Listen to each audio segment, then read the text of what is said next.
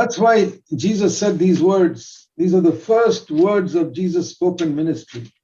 इसी वजह से यीशु मसीह ने ये शब्द कहे, यीशु मसीह की सेवकाई के ये पहले शब्द थे।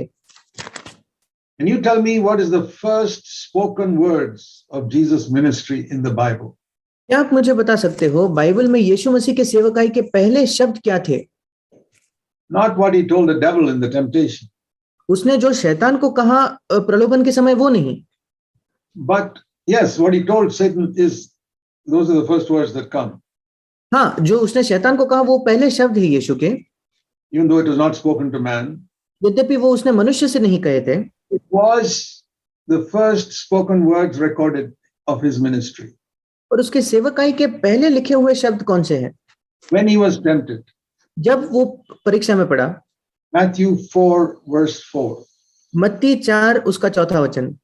These are the first words that come out of Jesus' mouth in his ministry.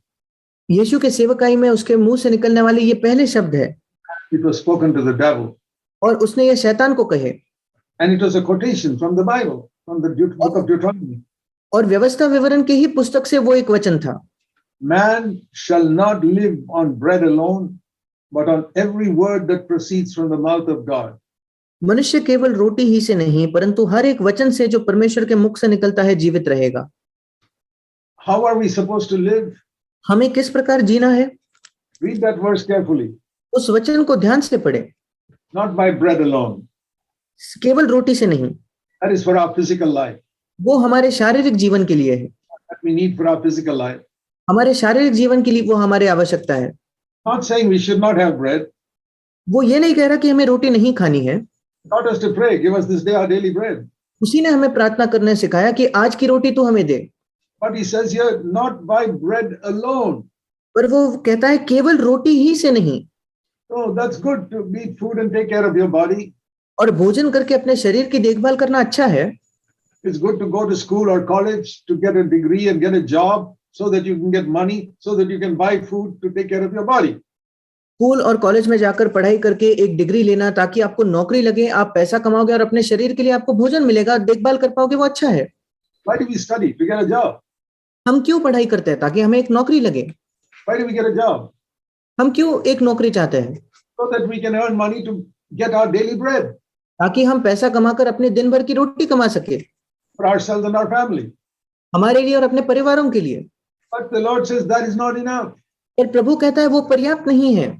Not enough to get a job and earn your daily bread. ये काफी नहीं है कि आपको एक नौकरी लग जाए और आप अपने दिन प्रतिदिन की रोटी कमाएं। If you want to really live, you must hear every word that proceeds from the mouth of God. अगर आप सचमुच जीना चाहते हो तो हर एक वचन जो परमेश्वर के मुख से निकलता है आपको उसे सुनना है। That's why one of the first things I did when I was born again 62 years ago was I wanted to read the whole Bible. और इसलिए एक पहली बात जो मैंने की जब 62 वर्षों पहले मेरा नया जन्म हुआ तो वो मैंने बाइबल पढ़ी। I was 19 and a half. मैं 19.5 वर्ष का था। I'd never read the full Bible in my life. मैंने पूरे बाइबल को अपने जीवन भर में नहीं पढ़ा था। I read here and there. I knew the gospel stories. मैंने यहाँ वहां पढ़ा था, सुसमाचार की कहानियां मैं जानता था। I read through the whole Bible once. पर मैंने पूरे बाइबल को एक बार भी नहीं पढ़ा था। But I decided when I was born again in July 1959. पर जुलाई 1959 में जब मेरा नया जन्म हुआ तब मैंने ये निश्चय किया I'm going to read through the Bible now. कि मैं अब बाइबल को पढ़ने वाला हूँ। And I read many chapters, and in 6 months I finished the whole Bible. और मैं कई अध्याय पढ़ता था और 6 महीने में मैंने पूरी बाइबल पढ़ी। And then it doesn't mean I heard God speak from every chapter. इसका ये मतलब नहीं कि हर एक अध्याय से मैंने परमेश्वर को बात करते हुए सुना। From then on I began to study the Bible. पर तब से मैं बाइबल का अभ्यास करने लगा। And I want to tell you that is what has changed my life in 62 years. और मैं आपको बताना चाहता हूँ कि इन 62 वर्षों में इसी बात से मेरा जीवन बदल गया है। It was through God's word that He led me to leave my job and serve Him. परमेश्वर के वचन के द्वारा उसने मुझे चलाया कि मैं अपनी नौकरी छोड़ के उसकी सेवकाई करूं। It was through God's word that He led me to the girl I should marry to be my wife. परमेश्वर के वचन के द्वारा उसने मुझे चलाया उस लड़की के पास जो अब मेरी पत्नी है। Many things in my life I find through the word of God He has led me. मेरे जीवन में ऐसे कई बातें हैं, मैं पाता हूं कि परमेश्वर के वचन के द्वारा उसने मुझे चलाया है। When I look back over my life, if I see any success that came, it is through the word of God. और इसलिए जब मैं पीछे मुड़कर अपने जीवन को देखता हूं, अगर कोई सफलता है तो वो परमेश्वर के वचन के द्वारा है। I want to say to all of you, even if you're a new believer, this is the secret of living a godly life. मैं आप सबको बताना चाहता हूं, यद्यपि आप एक नए विश्वासी हो, एक ईश्वरीय जीवन जीने का यही रहस्य है। I want you to turn to the first Psalm, मैं चाहता हूं कि आप पहला भजन की ओर मुड़े। Psalm 1. भजन संहिता उसका पहला अध्याय। Here it speaks about a person who turns away from sin in verse 1. यहाँ एक व्यक्ति के विषय में लिखा है जो पहले वचन में पाप से मुड़ता है। But after he turns away from sin, what does he do?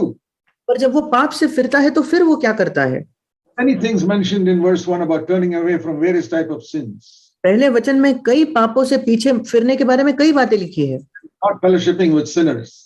और पापियों के साथ संगति न करने के विषय में। With all the negative things we should not do. ये सारी नकारात्मक बातें हैं जो हमें नहीं करनी है। And what is the positive thing we must do instead? तो वो सकारात्मक बात क्या है जो हमें करनी है? Verse 2, we must meditate on God's word day and night. हमें दूसरे वचन में प्रभु के वचन व्यवस्था पर दिन रात ध्यान या मनन करना है। That doesn't mean read the Bible day and night. इसका ये मतलब नहीं कि दिन रात बाइबल पढ़ना। No, you may read the Bible only 15 minutes in the morning. नहीं, शायद आप बाइबल को केवल 15 मिनट सुबह पढ़ पाओगे। But you can meditate on that while you're driving to work, while you are in your office, in your spare time. You can meditate on it throughout the day. पर आप उस पर मनन कर सकते हो जब आपके पास थोड़ा समय होता है, आप गाड़ी चलाते हो, आपके पास थोड़ा खाली समय होता है, दिन भर आप मनन कर सकते हो। That has been my habit for many years. यही मेरी आदत रही है कई सालों से। I'm not reading the Bible all the time. मैं हर समय बाइबल नहीं पढ़ता। I read it every day. मैं हर दिन उसे पढ़ता हूँ। But I seek to meditate on it many times during the day. पर मैं ये कोशिश करता हूँ कि एक दिन में कई बार उस पर मैं मनन करूँ। I don't neglect my earthly work. मैं अपने पृथ्वी की बातों को, जिम्मेदारियों को नजरअंदाज नहीं करता।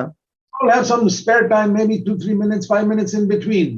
पर हम सबके पास थोड़ा खाली समय मिलता है, 2 मिनट, 3 मिनट, 5 मिनट बीच में। I'll tell you what you should do. मैं आपको बताता हूँ आपको क्या करना चाहिए। Listen to God. परमेश्वर से सुने। Ask God to speak to you. परमेश्वर से मांगे कि वो आपसे बात करे। Even if you read of something in the newspaper, यद्यपि आप अगर न्यूज पे, अखबार से कुछ पढ़ते हो तो, if you read about the COVID pandemic, और इस कोविड महामारी के बारे में अगर आप पढ़ रहे हो तो ask God to speak to you. परमेश्वर से मांगे कि वो आपसे बात करे। If we meditate on the Lord's word day and night, verse 2, अगर दूसरे वचन के अनुसार प्रभु के वचन पर हम दिन रात मनन करें तो what will be the result? फिर उसका परिणाम क्या होगा? You will be, verse 3, like a fruitful tree, always bearing fruit. तीसरा वचन कहता है, आप एक फल देने वाले पेड़ के समान होंगे जो निरंतर फल देता है, And whose leaves are always green. और जिसके पत्ते हर समय हरे हरे होते हैं। And listen to this wonderful promise. और इस अद्भुत वायदे को सुनना। I have claimed it many times. मैंने इस पर कई बार दावा किया है। Last part of verse 3. तीसरे वचन का अंतिम भाग, Whatever he does, he will prosper. जो कुछ वो पुरुष करे वो सफल होता है। I'm not saying you'll make a lot of money. मैं ये नहीं कहूंगा कि आप बहुत पैसा कमाओगे। Primarily spiritual prosperity. प्राथमिक तौर पर आत्मिक सफलता। Whatever he does. जो कुछ वो करता है। I said, Lord, I want it to be like that in my life. मैंने कहा, प्रभु मैं चाहता हूं कि मेरे जीवन में ये हो, That I will not have failure. कि मेरे पास असफलता ही नहीं होगी। Success, success, success every day. सफलता सफलता सफलता हर एक दिन। Whether I make money or lose money. चाहे मैं पैसे कमाऊं या पैसे मेरे बर्बाद हो जाए। Whether I get a good job or lose a good job. मुझे एक अच्छी नौकरी लगे या अच्छी नौकरी मेरी छूट जाए, Doesn't make a difference. उससे कोई फर्क नहीं पड़ता। Spiritually, success, success, success, success every single day. आत्मिक तौर पर सफलता सफलता सफलता हर एक दिन। If I lose something, God will give me something better. अगर मैं कोई बात गवा देता हूं तो परमेश्वर मुझे बेहतर बात देगा। That's why there is a success even in losing something. इसी वजह से किसी बात को गवाने में भी एक सफलता है। I remember many years ago, I said, Lord, please deliver me completely from the love of money. मुझे याद है कई सालों पहले मैंने ये प्रार्थना की थी कि प्रभु पैसे के प्रेम से आप मुझे पूरी तरीके से स्वतंत्र करें। And you know how the Lord answered that prayer? और क्या आप जानते हो परमेश्वर ने उस प्रार्थना का उत्तर कैसे दिया? I lost many thousands of rupees one day. एक दिन मैंने कई हजारों रुपए खो दिए। I said, praise the Lord. मैंने कहा परमेश्वर की स्तुति हो, Because the Lord spoke to me saying, this is to answer your prayer. You said you wanted to be free from the love of money. क्योंकि प्रभु ने मुझसे बात करते हुए कहा ये तुम्हारे प्रार्थना का उत्तर है, क्योंकि तुमने ही प्रार्थना की थी कि तुम्हें पैसे के प्रेम से स्वतंत्र होना है। Many people get depressed when they lose money. कई लोग निराश हो जाते हैं जब वे पैसे खो देते हैं। तो Money is not the most important thing in the world. पैसा इस संसार की सबसे महत्वपूर्ण बात नहीं है, Necessary. वो जरूरी है। And if you seek the kingdom of God first, God will always give you enough to live, you and your family. और अगर आप पहले परमेश्वर के राज्य को खोजोगे तो परमेश्वर हमेशा आपको पर्याप्त देगा, आपके और आपके परिवार के लिए। My wife and I have proved that in the last 53 years that we've been married. मैंने और मेरी पत्नी ने पिछले 53 वर्षों में जब हम विवाहित रहे हैं, हमने इस बात को सिद्ध किया है। Even in the days when we were very poor.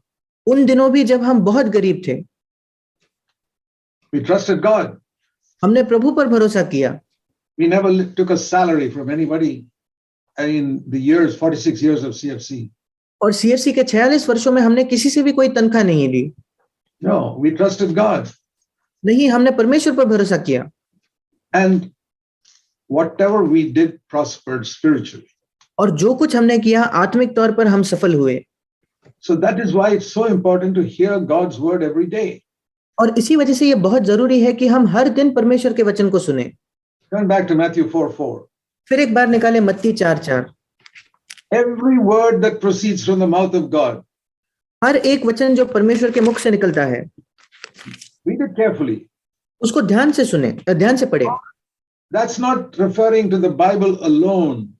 इसका संदर्भ केवल बाइबल से नहीं है। Then it will be written every word that proceeded from the mouth of God in past centuries. अगर ये होता तो लिखा होता कि हर एक वचन जो बीते हुए शताब्दियों में परमेश्वर के मुख से निकला है। Because the Bible is complete. क्योंकि बाइबल तो पूरी हो गई है। Not talking about the word that proceeded 2000 years ago from God.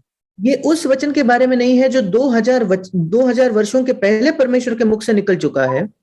Proceeds means proceeding now. नहीं, जो निकलता है मतलब जो अभी निकलता है। That means God is speaking every day. इसका मतलब परमेश्वर हर दिन बात करता है। There are words proceeding from God's mouth every day for every one of his children.